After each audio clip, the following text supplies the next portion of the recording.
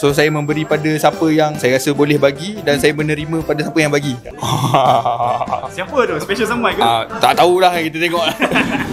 Hello, Assalamualaikum warahmatullahi wabarakatuh, dan selamat Hari Raya kepada semua yang sedang menonton video kita pada hari ini. Dan pada hari ini saya nak tanya staff kita seorang-seorang beberapa soalan simple-simple je. Cuma kita nak tahu berkaitan tentang raya bersama-sama dengan geng-geng Kuhun. Jadi, let's go!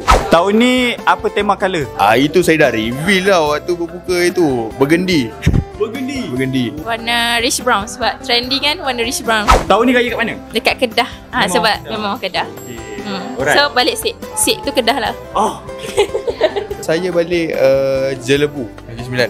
Kampung ayah, kampung mak saya dekat Sungai Besar. Pada tahun ini adakah Nabil yang memberi duit raya ataupun menerima duit raya? Tahun ni saya memberi dan menerima lah. So saya memberi pada siapa yang saya rasa boleh bagi, dan saya menerima pada siapa yang bagi.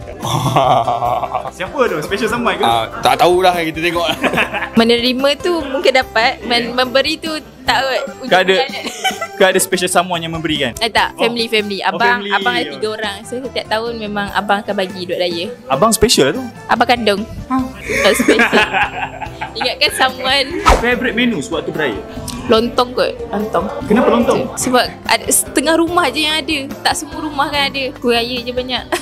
Lemang dengan rendang. Saya bagi contoh kan, nasi impit kita boleh jumpa dekat mana-mana tau. Macam makan sate apa. Lemang susah sikit. Lemang time raya. Itu pun kalau nak beli limited lah. Tu yang jadi macam time raya memang bedal lah lemang sampai tengok berapa batang kan. Untuk semua penonton, saya mengucapkan selamat Hari Raya kepada semua passion dan juga penonton. Hati-hati dekat jalan yang mana on the way nak balik beraya dekat kampung tu. Lepas tu jangan lupa makan tu berpada-pada. Jangan makan berlebih. Nanti kan stroke semua. Tak adalah.